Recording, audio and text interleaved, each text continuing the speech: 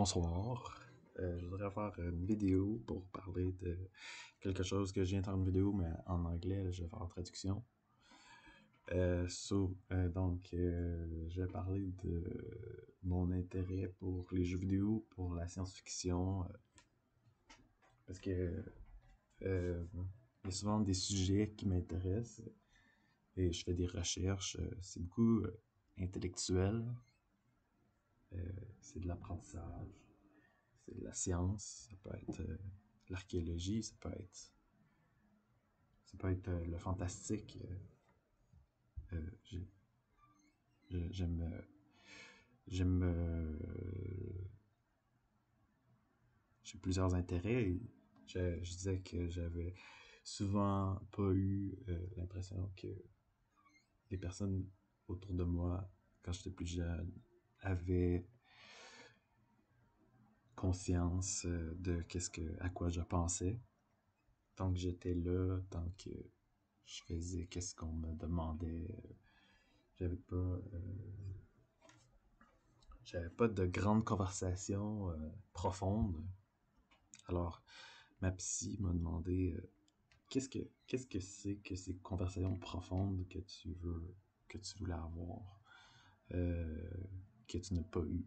Je me disais, moi, c'est une conversation que tu te perds dans la conversation, tu sais, t'embarques, tu perds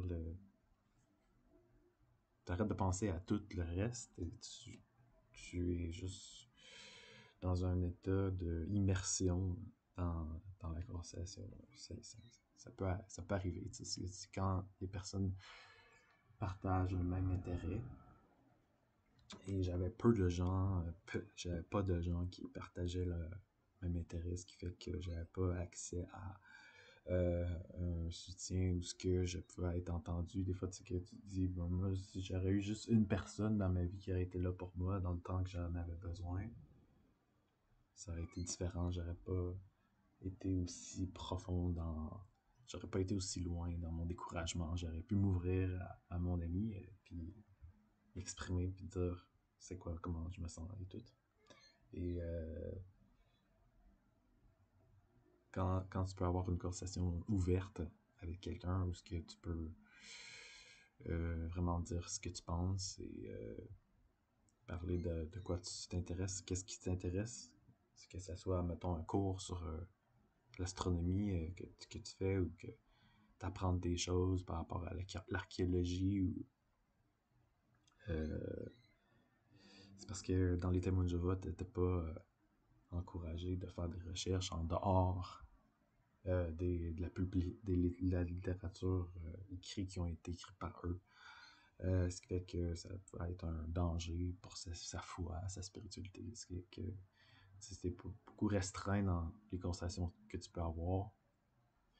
Et pour moi, avoir de l'intérêt justement pour les jeux vidéo, moi, je me disais, le monde d'adulte, genre avoir une voiture, avoir un emploi, je trouvais pas ça intéressant. Je me disais, mes jeux vidéo sont plus intéressants. Pourquoi je me sens plus à ma place quand je peux avoir accès à des mondes imaginaires, quand je peux avoir accès à des émotions, une grande gamme d'émotions, que avoir les effets spéciaux, pourquoi les personnages, l'histoire, pourquoi le monde ne partage pas cet univers plus souvent ou n'accorde pas d'importance à cet univers. J'avais pas l'impression que le monde accordait l'importance à mes émotions. C'était comme, les émotions sont là, mais on s'en sert jamais. C'est comme, c'est comme dans la vie de tous les jours, c'est comme les émotions sont presque une faiblesse. Donc, pour moi, c'était une question de avoir accès à la gamme d'émotions. Et c'est souvent ce que je vois encore aujourd'hui à la télé, par exemple. Il va y avoir des personnes dans le monde, il va y avoir des personnes qui vont refuser d'avoir accès à certaines émotions, ils vont pas aimer ça, avoir peur. Certains, ils aiment ça avoir peur, mais certains n'ont pas, ils aiment pas l'horreur, ils aiment pas les choses tristes, ils aiment pas les choses sombres, ils aiment pas les émotions qui créent des malaises, ils veulent avoir des émotions positives, des émotions de joie, et c'est pour ça, dans le mainstream, on pourrait dire, aux États-Unis, il y a des pop stars, et ici aussi, on préfère les choses belles, on pourrait dire, parce que c'est plus acceptable. Et quand on refuse de voir les parties moins belles, ou qu'on ne banalise pas les parties moins belles, ben la personne va se sentir comme si elle est la seule au monde qui vit ça. Plutôt que avoir une conversation ouverte par rapport à ça, puis de peut-être voir la beauté dans la noirceur, la beauté dans la mort, dans la tristesse, dans les choses étranges, parce que ça fait partie de la vie, ça fait partie de qui nous sommes. Donc,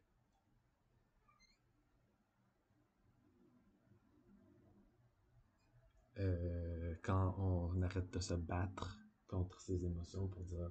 Parce que moi, premièrement, quand je suis parti dans une journey pour devenir artiste, moi, c'était plus les émotions positives que je cherchais à exprimer, ou je cherchais à avoir, mais je me suis rendu compte que non, je pouvais vraiment être dark, vraiment, vraiment dark. Puis peut-être j'aimais plus ça, être dark, que les émotions positives. Fait que, puis ça, je savais pas au début quand j'ai commencé. J'étais en mode rejet de cette partie de moi. Et à mesure, parce que j'étais comme, c'est pas ça que je veux être le stéréotype mâle, je veux pas être quelqu'un qui aurait des émotions, je veux pas être quelqu'un, parce que je voyais ça comme si c'était faible, je voulais être quelqu'un de tough, je voulais être quelqu'un de social, extraverti, je voulais être quelqu'un de euh, affirmé, peut-être agressif même, pour me faire respecter, quelqu'un qui allait avoir qu'est-ce qu'il désirait dans la vie, euh, et qui allait être traité avec respect. Et plus ça l'a été, plus que je me suis rapproché à qui j'étais avant, quand j'étais plus jeune, c'était quelqu'un qui aimait les jeux vidéo, quelqu'un qui aimait la science, qui aimait les séries télé. Fait que j'ai appris à accepter cette partie de moi, puis surtout avec la pandémie, avec l'autobiographie, j'ai écrit toutes mes expériences de vie. Puis ce que je recherche maintenant, c'est quelque chose qui incorpore tout ce que j'ai vécu. Je veux pas être dans le mode de OK, on s'est trompé puis on recommence à zéro. Je vais être dans le mode de non, cette partie-là de ma vie, ça a été une grosse partie de ma vie, puis je veux l'intégrer bien l'intégrer. Que j'ai été témoin de Jéhovah pendant ce bout-là, c'est pas grave. Je vais intégrer ces expériences, je vais essayer de comprendre ces expériences, peut-être euh, trouver de la beauté dans ces expériences.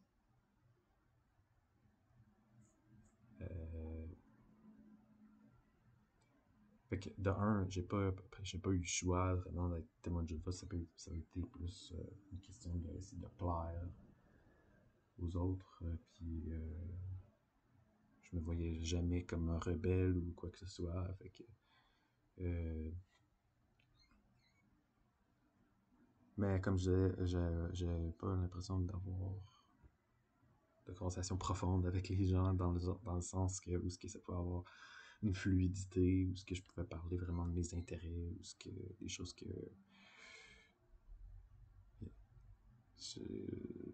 à quoi je pensais.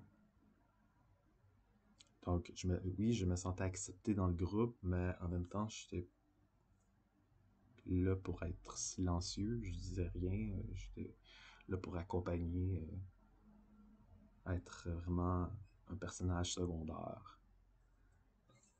Fait que j'aimais pas ça. J'ai pas trouvé que je connectais.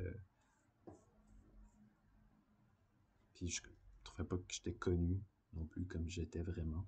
Je pense que c'est quelque chose de commun. C'était Spoonfed No More qui disait ça aussi. C'est que aujourd'hui, ce qui la dérange peut-être le plus, c'est que le fait que ses parents connaissent pas qui elle est pour vrai.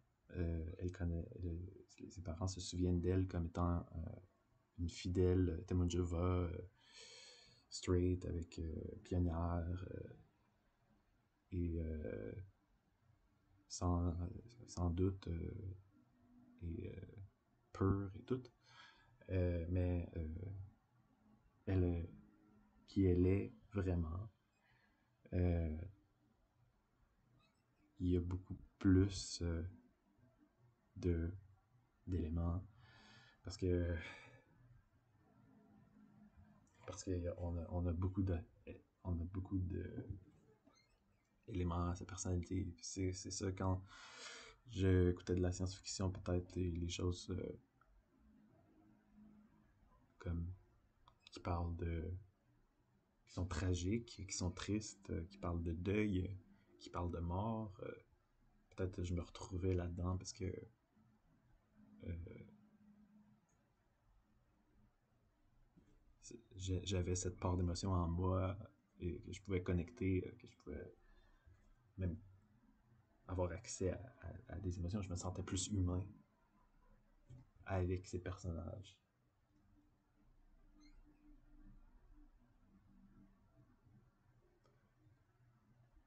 Donc, puis en ce qui concerne la science-fiction, je pense que ma famille au complet aime la science-fiction. Ça a toujours été probablement quelque chose de spécial quand il y avait un nouveau film de science-fiction et je me demandais pourquoi. Ben, c'est parce que probablement on s'identifie, on aime ça avoir le monde imaginaire, puis peut-être c'est là aussi que il y a la santé mentale qui rentre en ligne de compte, puisque quand tu as accès à un monde imaginaire, des fois le monde imaginaire va prendre le dessus par-dessus le monde réel. Puis c'est ça, des fois, c'est ça, mes parents s'inquiétaient de dire t'écoutes trop de Stargate, mon gate, tu vas devenir, tu vas perdre le sens de la réalité. C'est parce que quand t'écoutes une série comme ça, ou t'écoutes un film comme ça, c'est de la fiction. Je me disais, pourquoi, pourquoi on me dit que c'est de la fiction? Je sais que c'est de la fiction. Peut-être si c'est pas de la fiction, si je commence à croire en la fiction, ça va m'amener quelque part, puis ça va m'amener justement à une psychose. Puis, peut-être que c'est juste un stigma par rapport à ceux qui écoutent la science-fiction. Peut-être que c'est pas cool. Peut-être que c'est pas. Parce que peut-être que ce qui est cool, ça serait plus d'être. Je sais pas, avoir un bon salaire, avoir une bonne job, une belle maison, être heureux, qui est social, qui, qui est aimé, travaillant et tout. Tandis que moi, même cette vie-là me convenait pas. Même si j'ai vraiment essayé, j'ai donné mon 100%. Ça me fonctionnait pas, j'étais pas heureux. Les biens matériels ne m'apportaient pas le bonheur. Je me sentais seul parce que justement, euh, les intérêts étaient ailleurs. J'avais des intérêts pour apprendre, pour avoir des nouvelles expériences, pour explorer, pour avoir quelque chose de plus à me mettre sous la dent quand je avoir accès à quelque chose de non superficiel.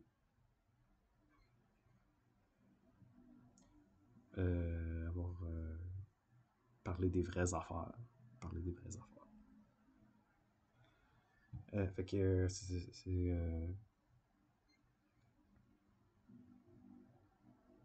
ça te donne l'accès à être toi-même, à ton identité, euh, à travers des personnages peut-être, ou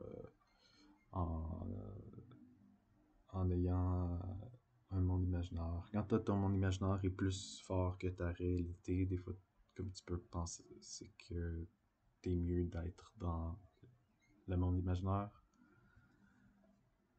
Euh,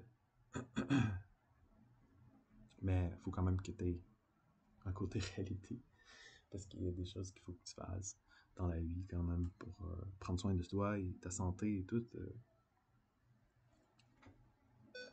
Mais c'est bien d'avoir quelqu'un qui est sur tes mêmes longueurs d'onde, qui tu peux avoir une bonne conversation, parce que tu te sens entendu, compris.